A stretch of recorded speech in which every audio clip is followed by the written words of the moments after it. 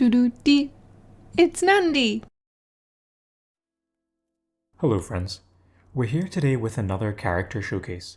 This time, another Dark Angels character joins the ranks of Tacticus heroes, and we have Baraqiel, the Deathwing Terminator. The Dark Angels' superior use and specialty of plasma weaponry means that they prefer using it over the standard issue assault cannon.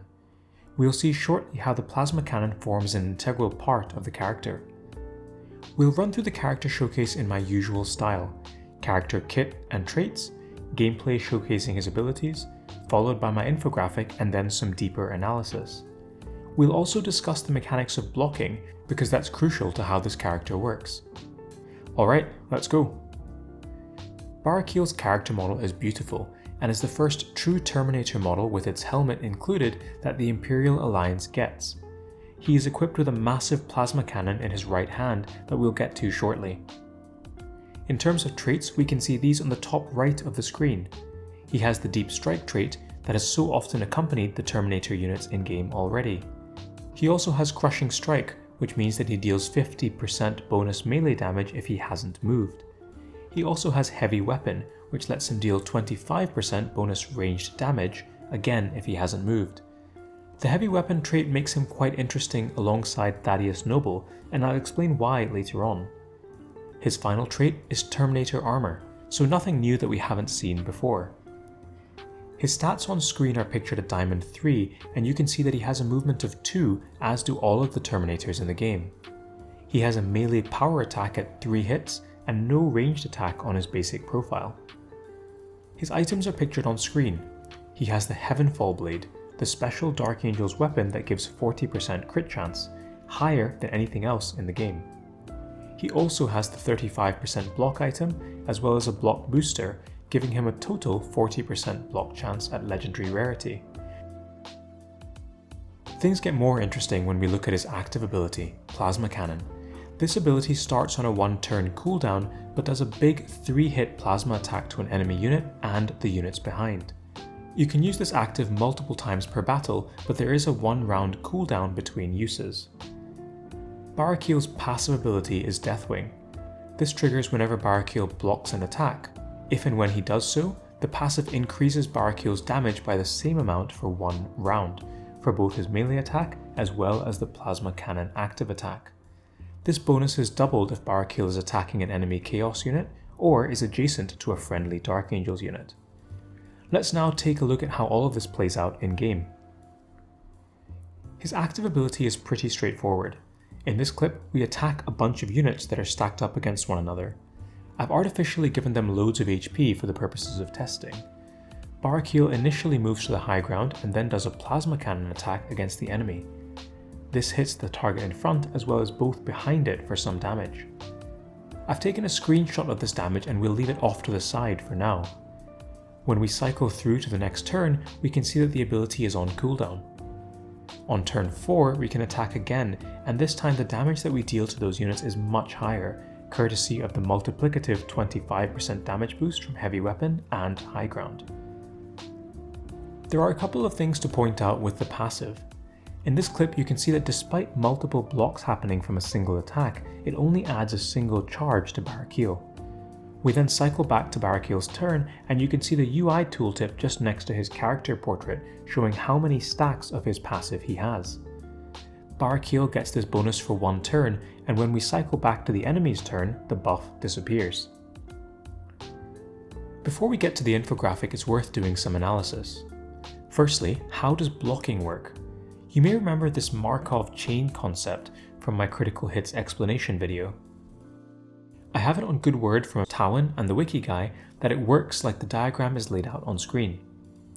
For every hit in an attack, it checks to see if the hit is blocked or not. If so, the chain continues. If at any time a block is not achieved, the block chain ends. So let's apply that knowledge when analysing how good or bad the passive is. In most PvP battles that you fight, you're going to be fighting against 5 enemies. Baraqiel has a base block chance of 40% at Legendary, so we would expect 2 triggers of his passive.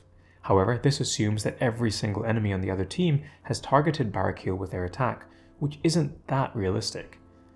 At level 50, this gives him 300 bonus damage for each of his hits, doubled when adjacent to Dark Angels or against Chaos units. Numbers that on the surface I'm just not that impressed with. On its own, I don't believe the damage is enough of an incentive to invest in this passive ability. However, there is another layer to the ability. It also reduces damage taken by Baraqiel.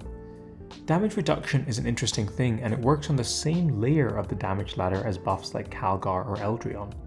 So, when we look at Damvar, it looks at the unit's base damage, then adds in any modifiers, like a Calgar passive, or in this case a negative modifier like Baraqiel's passive.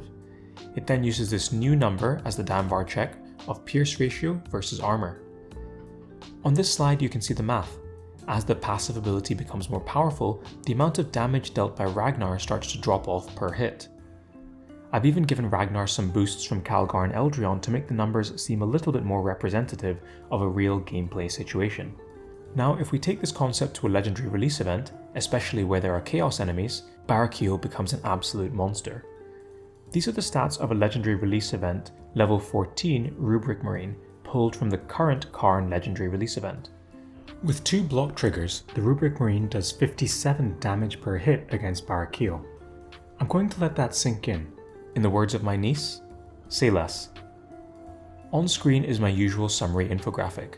I know that a lot of you like this one and share it with your friends and guildmates, so I'll leave it on screen for a second. As usual, Tawin has done his number crunching to give you the stat centiles for this character. Baraqiel's numbers are impressive, and his health and armor stats put him in the top 10% of characters in the game. I've also taken the liberty of summarizing the stats and skills at the various checkpoints for war, Silver 1, Gold 1, as well as Diamond 3. Feel free to pause and screenshot if needed. Who would I pair Baraqiel with? Sarquail is the most obvious buddy for him because of the boost that Sarquail gives to plasma attacks. This synergizes pretty clearly with Baraqiel's plasma cannon. The two are also ranged units, and both of their passives will therefore be easy to trigger with one another. Azrael is there if you really want to max out Baraqiel's block chance and take this to 60% overall, which increases the power and potency of the passive ability. Asmodai is okay because he's also a Dark Angel, but I've generally been underwhelmed by the character overall. So now you've probably got a core 3 Dark Angels team, and then I would flesh it out with Thaddeus Noble.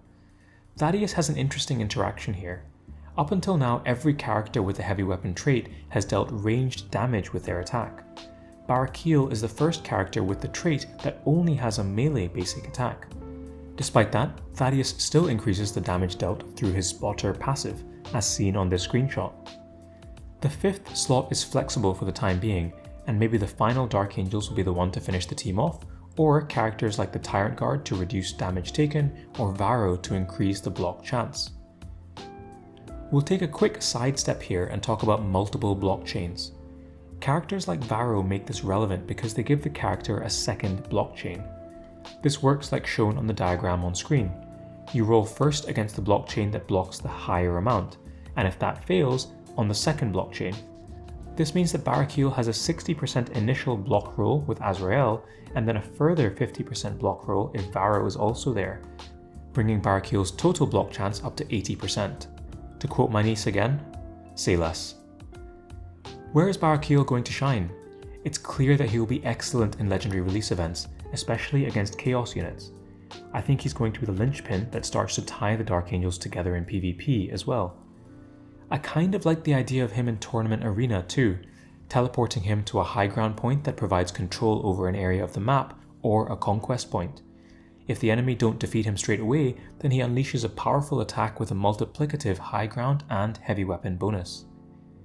That's all I've got for now. Let me know your thoughts in the comments. If you are a newer player who hasn't yet used their referral code, I would love it if you could enter mine on screen. It earns you 100 Blackstone and supports me in the work that I do. It is single use though, so choose who you support carefully. Bye for now. Doo-doo-dee. It's Nandi!